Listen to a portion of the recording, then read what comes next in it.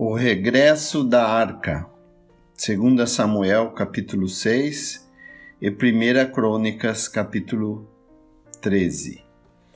Vamos agora seguir Davi no seu regresso do exílio ao governo.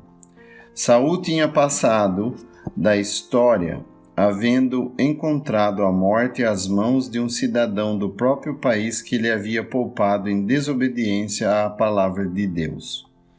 Que aviso sério para todos nós! Jonatas também tinha caído com seu pai na montanha de Gilboa, e Davi fizera a sua sublime lamentação dos dois. Davi conduziu-se sempre com respeito a Saul, com o sentimento pleno de que ele era o ungido do Senhor. Nem tampouco manifestou coisa alguma que se pareça com o espírito de exultação com a sua morte. Pelo contrário, chorou por ele e convidou outros a fazerem o mesmo. Nem vemos que houvesse pressa alguma em ele subir ao trono deixado vago para si. Ele esperou em Deus. Abre aspas. E sucedeu depois disto que Davi consultou o Senhor, dizendo: Subirei a alguma das cidades de Judá? E disse-lhe o Senhor: Sobe. E disse Davi: Para onde subirei? E disse: Para Hebrom. 2 Samuel 2:1. Isto era verdadeira dependência. A natureza teria querido precipitar-se no lugar de honra, mas Davi esperou no Senhor e só se mexeu quando guiado por ele. Teria sido muito bom para ele se tivesse continuado a agir assim em dependência infantil. Mas nós vemos mais da natureza de Davi durante a sua exaltação do que durante o tempo de sua rejeição. O tempo de paz e prosperidade tende a desenvolver e conduzir à maturidade muitas sementes do mal que podiam ser danificadas ou estragadas pelo sopro da adversidade. Davi descobriu que o trono era mais espinhoso e perigoso do que as montanhas. O primeiro erro de Davi, depois da sua subida ao trono, foi a respeito da Arca do Senhor. Desejava trazê-la para Jerusalém e colocá-la no seu lugar. Isto era bom e muito agradável. A única dificuldade estava em saber como fazê-lo. Bom, havia dois modos de o conseguir.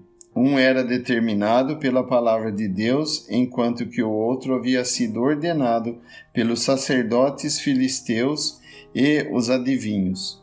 A palavra de Deus era muitíssimo clara quanto a este importante assunto.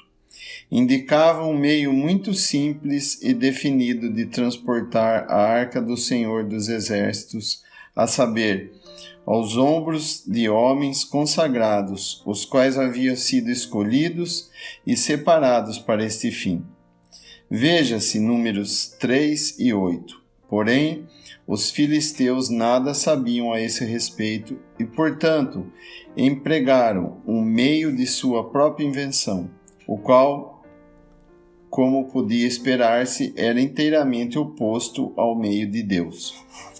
Onde quer que for que os homens se disponham a legislar nas coisas de Deus, é certo cometerem erros terríveis.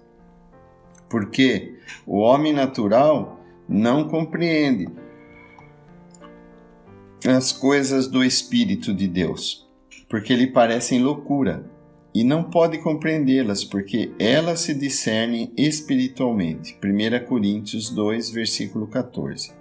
Por isso, se bem que o plano adotado pelos filisteus fosse muito decente e bem organizado, como diriam os homens, contudo não era o plano de Deus.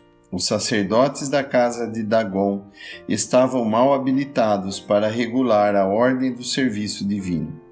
Pensaram que um carro de bois deveria servir tão bem como qualquer outra coisa. Podia muito bem ter servido para o serviço de Dagom, e eles não conheciam nenhuma diferença.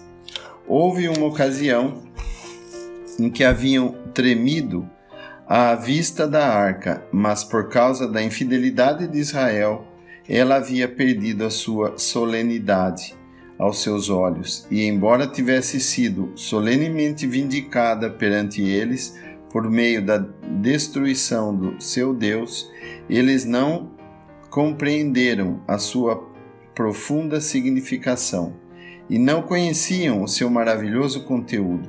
Nada disto estava ao seu alcance e, portanto, nada melhor podiam inventar do que uma mera ordenação morta para transportar o seu lugar. Porém, os pensamentos de Deus não eram como os deles, e Davi deveria conhecer esses pensamentos e ter atuado de acordo com eles. Não devia ter atuado segundo os pensamentos e as tradições dos homens no serviço de Deus. Deveria ter tirado as suas instruções de origem mais elevada, a saber, das páginas instrutivas do livro da lei de Deus. É uma coisa terrível quando os filhos do reino se conduzem segundo o modelo do homem do mundo e seguem nas suas pisadas. Nunca poderão fazê-lo sem grave prejuízo para suas próprias almas e um grande sacrifício da verdade e testemunho. Os filisteus podiam construir um carro para conduzir a arca, e nada ocorrer para lhes mostrar o erro de assim procederem. Mas Deus não consentiria que Davi o fizesse. E assim agora, os homens podem publicar os seus cânones e estabelecer as suas leis e decretar as suas cerimônias em religião.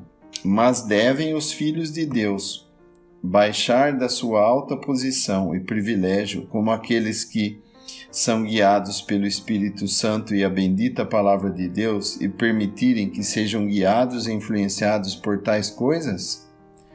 Podem fazê-lo, mas terão incontestavelmente de sofrer o detrimento. Davi foi obrigado a compreender o seu erro por amarga experiência, porque, chegando à eira de Nacon, estendeu Uza a mão à arca de Deus, e teve mão nela, porque os bois a deixavam pender. A inconsistência louca e a impiedade miserável de todo o acontecimento foram mostradas plenamente neste gesto. Os levitas, ministros de Deus, haviam transportado a arca desde Horebe até o Jordão, e contudo não temos notícia de nenhum tropeço. Não, esse era o meio de Deus, porém o carro e os bois representavam o meio do homem. Nisso estava a diferença. Quem podia esperar que um israelita pusesse a arca do Deus de Israel sobre um carro de madeira para ser puxado por bois? E contudo, assim sucedeu. Tal é sempre o efeito triste de alguém se afastar, ainda que seja no mínimo, da palavra escrita de Deus, com o fim de seguir as tradições humanas. Os bois a deixavam pender. Quem mais podia esperar-se? O meio era incontestavelmente fraco e pobre, segundo o juízo do Espírito Santo, e Deus permitia apenas que se manifestasse essa loucura. A arca nunca deveria ter sido posta numa tal situação desonrosa. Os bois nunca deveriam ter sido os condutores de um tal fardo. Então, a ira do Senhor se acendeu contra Uza, e Deus o feriu ali por esta imprudência, e morreu ali junto à arca de Deus. Na verdade, o juízo deve começar pela casa de Deus. O Senhor julgou Davi por haver feito o que os filisteus fizeram sem impedimento. Quanto mais perto um homem estiver de Deus, tanto mais rápida e solenemente será julgado por qualquer mal. Isso não dá ânimo para o mundanismo, pois, como diz o apóstolo, se o julgamento primeiro começa por nós, qual será o fim daqueles que são desobedientes ao Evangelho de Deus?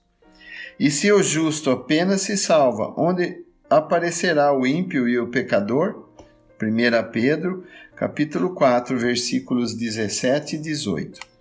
Se Deus julga o seu povo, o que será do mundano? É uma interrogação aterradora. Os filisteus, embora tivessem escapado ao juízo de Deus no caso do carro de madeira, tiveram de enfrentá-lo de outro modo. Deus trata com todos segundo os seus sagrados princípios e a quebra em Uza foi destinada a restaurar Davi a uma compreensão perfeita da mente de Deus, quanto à arca que simbolizava a sua presença. Todavia, parece que isso não produziu efeito imediato. E Davi se contristou porque o Senhor abrira rotura em Uza e chamou aquele lugar Pérez Uza até o dia de hoje. E temeu Davi ao Senhor naquele dia e disse: como virá a mim a arca do Senhor? Existe profunda instrução nisto. Davi procurava fazer uma coisa boa por um meio errôneo. E quando Deus exerceu juízo sobre o meio de atuação, ele desesperou de conseguir o que queria. É um erro muito vulgar. Começamos uma carreira de ação de um modo impróprio, ou no mau espírito, que Deus não pode aprovar. E então o nosso espírito, o nosso modo de agir é confundido com o serviço no qual estamos ocupados. Ora, nós devemos fazer sempre distinção entre aquilo que os homens fazem e o modo como o fazem. Era natural que Davi trouxesse a arca, mas era mal pô-la num carro de bois. O Senhor aprovou o primeiro ato, mas teve que desaprovar e julgar o segundo. Deus nunca consentirá que os seus filhos persistem em fazer o seu serviço segundo princípios errados. Podem fazê-lo por algum tempo, com aparente sucesso, assim como no caso de Davi e toda a casa de Israel alegravam-se perante o Senhor com toda a sorte de instrumentos, de pau de faia, como com as harpas, e com os saltérios, e com os tambores, e com os pandeiros e com símbolos. Versículo 5. Tudo isto era imponente. Teria sido um caso difícil alguém levantar objeções à atitude de Davi neste caso. O rei e todos os seus grandes estavam ocupados nisso, e o som da música teria abafado qualquer objeção. Mas, como toda esta exultação acabou depressa. Os bois deixavam pender a arca. Uza estendeu a mão à arca, julgando levianamente que Deus deixasse cair a arca da sua presença. Aquele que havia mantido a dignidade da arca até mesmo na solidão da casa de Dagom, com certeza a preservaria da desonra entre a confusão e os erros do seu povo. Era uma coisa solene chegar-se alguém à arca de Deus, um ato solene aproximar-se daquilo que era o símbolo especial da presença divina no meio da sua congregação. É uma coisa solene ser-se portador do nome de Jesus e depositário da verdade ligada com a sua bendita pessoa. Deveríamos sentir todos mais intensamente esta solenidade do que o fazemos. Estamos sempre prontos a considerar uma coisa simples, pôr as nossas mãos na arca, mas não é assim, e todos quantos experimentarem terão que, à semelhança de Uza, sofrer por causa do seu erro. Porém, pode perguntar-se: a igreja tem o seu cuidado?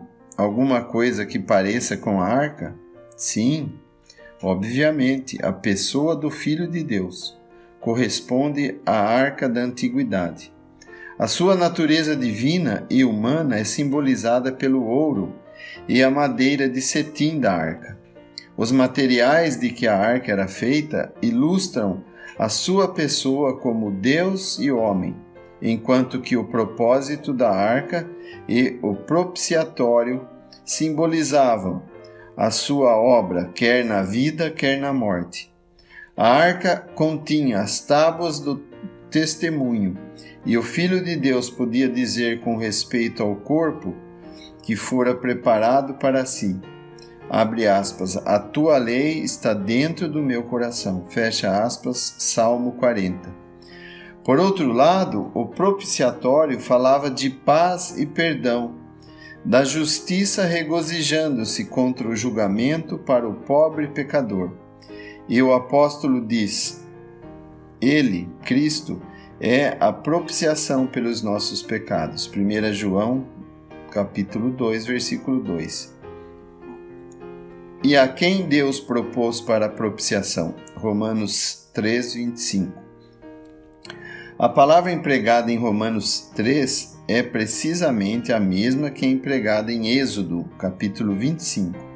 Desta forma, compreendemos como a Arca do Concerto era um símbolo notável daquele que engrandeceu a lei e a tornou honrosa. Jesus, o Filho de Deus, cuja pessoa gloriosa deve ser o objeto especial das afeições reverentes de cada crente. E do mesmo modo que o poder moral de Israel estava sempre ligado com o reconhecimento e conservação da arca. Assim, o poder da Igreja está ligado com o modo como ela guardar a doutrina e a doutrina importante do Filho. É em vão que exultamos no trabalho das nossas mãos e nos gloriamos no nosso conhecimento, no nosso testemunho, na nossa igreja, nos nossos dons e no nosso ministério, ou em qualquer outra coisa. Se não mantermos a honra do Filho, somos realmente inúteis. Somos movidos apenas pela faísca do nosso entusiasmo. Centelhas, aliás, de que em breve se extinguirão. Quando o Senhor tiver que, em fidelidade, voltar a abrir rotura em nós. E Davi se contristou com a rotura. Era um golpe grave em toda aquela alegria e gozo de ocasião, mas era preciso ser feito. O olhar fiel detectou a má condição moral da alma revelada com o carro de madeira e a rotura em Uza. Serviu de corretivo e foi um corretivo eficaz. E não quis Davi retirar para si a arca do Senhor para a cidade de Davi, mas Davi a fez levar à casa de Obed-edom, o geteu. Aqui estava a perda de Davi. Ele perdeu muita bênção e privilégios desistindo desta maneira de a trazer, porque a arca de Deus não podia senão abençoar todo aquele que estivesse justamente ligado com ela.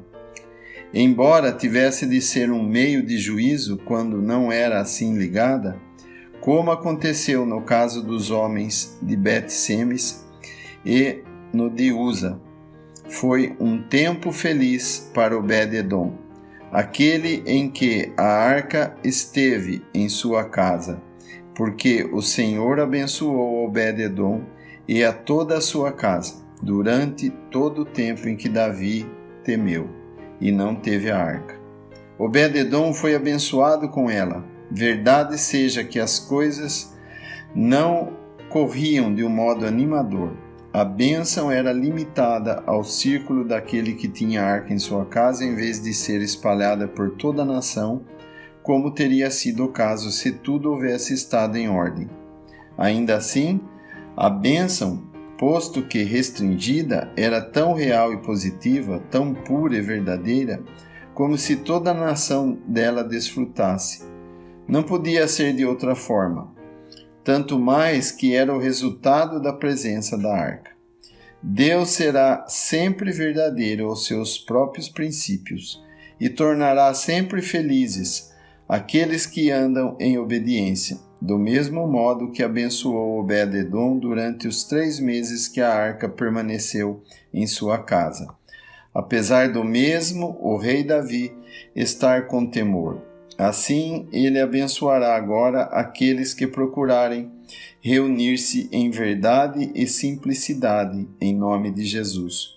Porque onde estiverem 2 ou 3 reunidos em meu nome, aí estou eu no meio deles. Mateus 18, 20. Esta é a carta magma da nossa reunião. Onde estiver a presença de Cristo, aí tem de haver bênção. Pode haver fraqueza sem dúvida, e aqueles que estiverem reunidos podem ser muito poucos, mas haverá bênção e paz, porque Jesus está ali, e quanto mais nós sentirmos a nossa fraqueza e nulidade, tanto mais a sua presença será apreciada e estimada. Os cristãos deveriam conhecer mais da presença de Cristo nas suas reuniões. Não é de sermões que nós precisamos, nem de poder de eloquência, nem de intelectualidade humana, nem nada que deriva meramente do homem. Precisamos sim da presença do Senhor Jesus, e sem ela tudo é frio, morto e infrutífero. Mas quem poderá falar da doçura do conhecimento, da presença do Mestre? Quem pode explicar o sentimento veemente daquele sobre quem é derramado o orvalho da bênção divina? Graças a Deus, porque alguns o sentem. Graças a Deus, porque nesses dias em que os tristes efeitos das tradições humanas são aparentes na igreja, existe aquilo que podemos chamar a casa de Obed-Edom, o Geteu, onde a presença da verdadeira arca e a consequente bênção de Deus são conhecidas e desfrutadas. Oxalá nós sabíamos apreciar isto mais e mais por entre os ritos e cerimoniais sombrios e insatisfatórios que nos rodeiam. Consideremos agora por um momento o método gracioso de Deus na restauração para com Davi. A vida da fé pouco mais é do que uma série de quedas e restaurações, erros e emendas, mostrando por um lado a triste fraqueza humana e por outro lado a graça e poder de Deus. Em Davi, essas coisas são amplamente ilustradas. Existe uma grande diferença na maneira como o regresso da Arca de Deus é relatado em Samuel e em Crônicas. Em Crônicas temos apenas o relato de fatos. Neste temos o treino moral a que foi submetida a alma de Davi durante todo o tempo em que ele estava com medo de Deus, ou por outras palavras, durante o tempo em que ele laborou debaixo dos efeitos de seu próprio erro. Em Samuel, então, lemos: Então avisaram a Davi, dizendo: Abençoou o Senhor a casa de Obed-Edom e tudo quanto tem, por amor da arca de Deus. Foi, pois, Davi e trouxe a arca de Deus para cima da casa de Obed-Edom, a cidade de Davi, com alegria. Davi compreendeu que, estando tão longe da arca, com medo, era na realidade seu privilégio e bênção estar perto dela. Em 1 Crônicas, capítulo 14, encontramos Davi envolvido num conflito com os filisteus e saindo vitorioso sobre eles. Abre aspas. Então consultou Davi a Deus, dizendo: Subirei contra os filisteus e nas minhas mãos os entregarás? E o Senhor lhe disse: Sobe, porque os entregarei nas tuas mãos. E subindo Davi a Baal-Perazim, Davi ali os feriu, e disse Davi: Por minha mão Deus derrotou a meus inimigos, como a rotura das águas. Pelo que chamaram o nome daquele lugar Baal-Perazim, isto é, lugar de roturas. Fecha aspas. Existe uma grande diferença entre uma rotura e um lugar de roturas. Deus havia feito uma rotura em Israel por causa do seu erro com respeito à arca. Porém, quanto aos filisteus, não se tratou apenas de fazer rotura sobre eles. Eles estavam inteiramente num lugar de rotura. E Davi podia muito bem ter compreendido quão pobre era o exemplo que ele havia seguido quando fez com que o carro transportasse a arca. Ao menos ele aprendeu o seu erro, pois que no capítulo 15 lemos: Fez também casa para si na cidade de Davi e preparou um lugar para a arca de Deus, e armou-lhe numa tenda, Então disse Davi: ninguém pode levar a arca de Deus, senão os levitas, porque o Senhor os elegeu para levar a arca de Deus e para o servirem eternamente. E mais adiante, falando aos chefes dos pais entre os levitas, ele diz-lhes: santificai-vos vós e vossos irmãos, para que façais subir a arca do Senhor, Deus de Israel, ao lugar que lhe tenho preparado. Pois que, porquanto primeiro vós assim o não fizeste, o Senhor fez ruptura em nós, porque o não buscamos segundo a ordenação. Assim a alma de Davi foi inteiramente restaurada, e ele foi levado a ver que seguir a corrente dos pensamentos humanos era contrário à ordenação divina. Ninguém sabe ensinar como Deus. Quando Davi estava enganado, Deus fez ruptura nele por suas próprias mãos. Ele não consentiu que os filisteus o fizessem. Não, pelo contrário, ele permite que Davi os encontre num lugar de rupturas e habilita-o a derrotá-los, a cair sobre eles como a impetuosidade das águas. Assim Deus ensinou e Davi aprendeu. Qual era a ordenação? Assim ele aprendeu, com efeito, a tirar a arca do carro novo e a colocá-la sobre os ombros dos levitas, aos quais Deus havia escolhido para isso,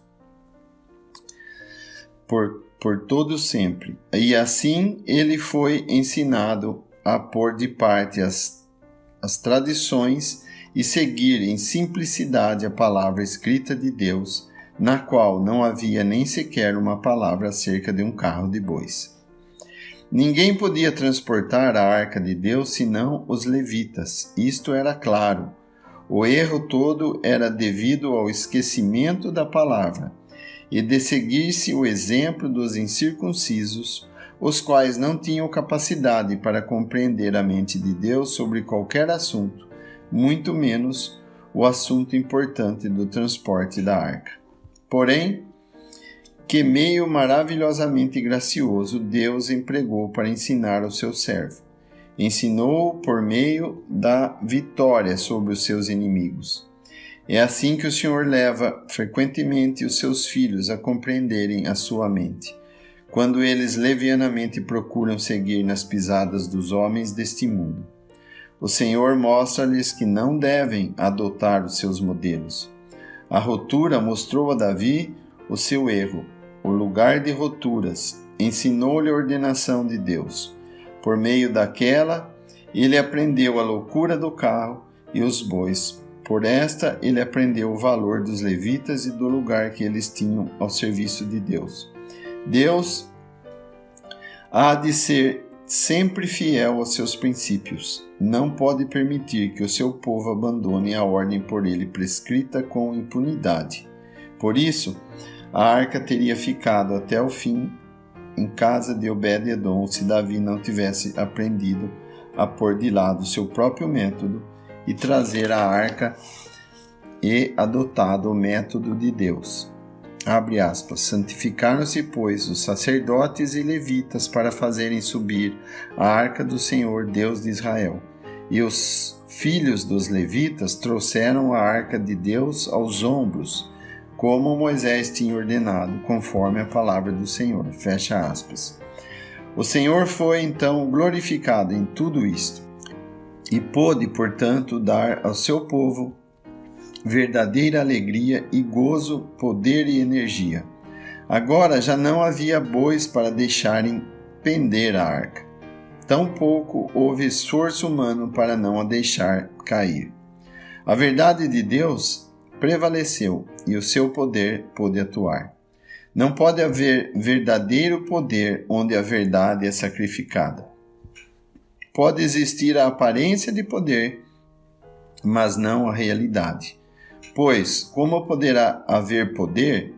Deus é a origem do poder. Porém, Deus não pode associar-se com coisa alguma que não esteja em plena harmonia com a sua verdade. Por isso, embora Davi e toda a casa de Israel se alegrassem perante o Senhor com toda sorte de instrumentos, não houve convocação de levitas ou de cantores segundo a ordem divina. Deus foi posto de parte pela organização humana. e tudo acabou em confusão e tristeza. Como tudo é diferente no capítulo 15. Ali vemos que há verdadeira alegria e verdadeiro poder. Abre aspas. E sucedeu que, ajudando Deus, os levitas que levavam a arca do concerto do Senhor, sacrificavam 7 novilhos e 7 carneiros, e Davi ia vestido de um roupão de linho fino, como também todos os levitas que levavam a arca e os cantores. E Xenanias, chefe dos que levavam a arca e dos cantores. Fecha aspas. Numa palavra, era uma cena com a qual Deus podia consistentemente ligar-se. Ele não auxiliou os bois, nem Uza. Nem os bois, nem Uza tinha levado a arca na antiguidade, através das águas do Jordão. Tampouco a haviam transportado à roda dos muros de Jericó. Não, os levitas tinham-na transportado e ninguém, nem coisa nenhuma, devia tomar o seu lugar. A ordem de Deus é, afinal, a única que é perfeita. Pode, por vezes, não ser recomendável para o juízo humano. Todavia, terá sempre o selo da aprovação divina, e isto é amplamente bastante para todo o coração fiel. Davi pôde suportar o escárnio de Mica, a filha de Saul, porque atuava perante o Senhor. Escutai a sua resposta acertada à sua mulher. Perante o Senhor que me escolheu a mim antes do que a teu pai e a toda a sua casa, mandando-me que fosse chefe sobre o povo do Senhor. Sobre Israel, perante o Senhor, me tenho alegrado. E ainda mais do que isto, me envilecerei e me humilharei aos meus olhos. Fecha aspas. Quão preciosa decisão. Possa ela ser também a nossa, pela graça de Deus. Desprezíveis aos nossos olhos, mas felizes em Deus. Humilhados até o próprio pó da terra, no sentido da nossa vileza, mas elevados às alturas, no sentido da graça e bondade do nosso Deus. Notaremos que o capítulo 16 de 1 Crônicas é precisamente o crescimento do Espírito revelado na passagem que acabamos de reproduzir. Trata-se de esconder a personalidade e de manifestar o caráter e os caminhos de Deus. Em suma, é um cântico de louvor, ao qual basta apenas ler para se ter um verdadeiro conforto.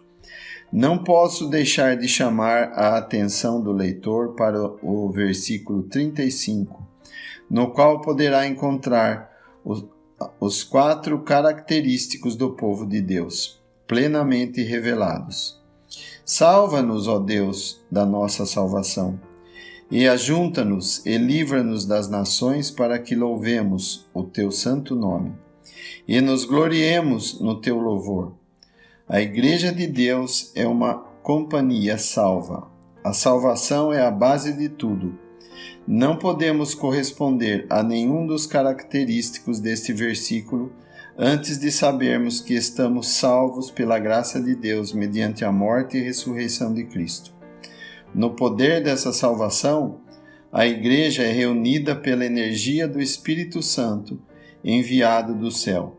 O verdadeiro efeito da operação do Espírito será levar a uma verdadeira comunhão todos aqueles que se submetem à sua direção.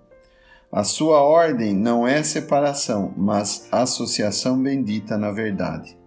Mas se houver ignorância quanto à salvação, a nossa reunião não será para a glória de Deus, mas antes para promover os nossos próprios interesses espirituais, assim chamados. Os homens frequentemente associam-se sobre princípios religiosos sem a certeza de estarem plenamente salvos pelo precioso sangue de Cristo. Mas esse não é o método usado pelo Espírito para reunir os cristãos, porque ele só os reúne para Jesus e sobre o princípio glorioso do que ele consumou. Confessar a Cristo como Filho do Deus vivo é a rocha sobre a qual é edificada a Igreja. Não é o acordo sobre opiniões religiosas que constitui a comunhão da Igreja, mas sim a posse de vida comum em união com o cabeça que está no céu. Ora, quanto mais bem compreendida for esta associação divina, tanto maior será o nosso interesse pelo princípio de separação.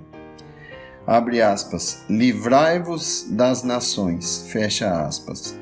A Igreja é tirada do mundo apesar de ser chamada para testemunhar de Cristo nele. Tudo na Igreja se encontra debaixo do governo do Espírito Santo e tudo fora dela está sob a liderança de Satanás, o príncipe deste mundo. É isto que a Sagrada Escritura nos ensina quanto à Igreja. Por isso, quando o apóstolo fala de excomungar um transgressor, diz, abre aspas, seja entregue a Satanás, fecha aspas, 1 Coríntios 5:5. E outra vez, abre aspas, a quem entreguei a Satanás, fecha aspas. Fora dos limites da Igreja, há um reino vasto e terrível, sobre o qual Satanás domina. À semelhança da região desolada para a qual o leproso foi lançado do campo de Israel, finalmente vemos a Igreja como um povo de adoradores, para que louvemos o teu santo nome. Isto segue-se a tudo que temos estado a considerar: salvação, associação, separação e adoração. Acham-se intimamente ligadas. A Igreja, respirando a atmosfera da salvação de Deus, é conduzida pelo Espírito em santa e feliz comunhão, e sendo assim separada para Jesus, fora do arraial, apresenta a Deus o fruto dos seus lábios, dando graças em seu nome.